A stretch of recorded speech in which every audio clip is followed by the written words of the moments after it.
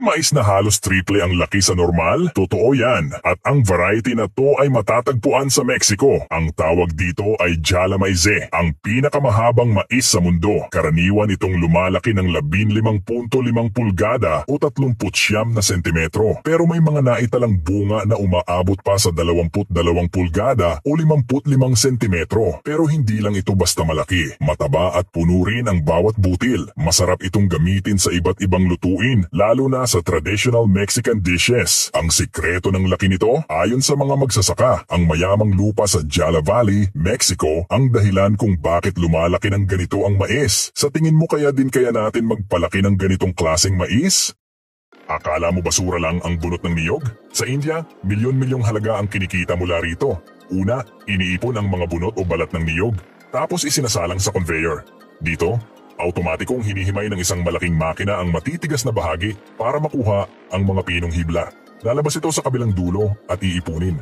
Pagkatapos, mano-manong ibinibilad sa araw ang mga hibla hanggang sa tuluyang matuyo. Kapag ready na, pinapakain ito sa isang makina na tinatawag na square rope spinning machine. Dito na umiikot ang mga hibla, pinipilipit ng mabilis at automatiko hanggang sa mabuo ang matitibay na lubid. Ang dating bunot na akala mo wala ng silbi, ngayon ay ginagamit sa agrikultura, paggawa ng net, doormat at pang-export. Ang galing, di ba? Ikaw, may nakita ka na bang ganitong proseso sa atin?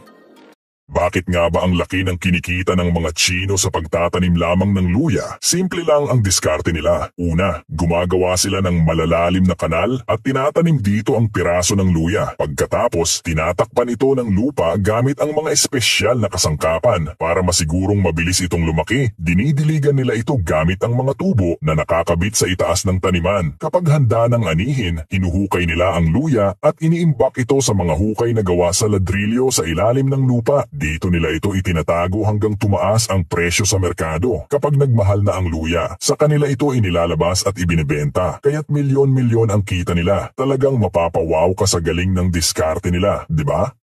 Kung ang saging na regalo ng iyong BF noong Valentine's ay madali lang isubo, ang saging sa Papua New Guinea at Indonesia naman ay talagang mahihirapan ka. Ang Musa Ingens o Giant Highland Banana ang may hawak ng record bilang pinakamalaking saging sa mundo. Ang bunga nito ay umaabot ng 18 hanggang 30 pulgada ang haba, mas mahaba pa sa braso mo. Isang kumpol lang nito ay pwedeng umabot ng 132 pounds o 60 kilo at kayang magkaroon ng 300 piraso ng saging. Makikita ito sa Papua New Guinea at Indonesia at tumutubo lang sa matataas na bundok. Ang puno nito umaabot ng 50 talampakan o 15 metro ang taas. Ikaw, sa tingin mo kaya isubo ang saging na ito?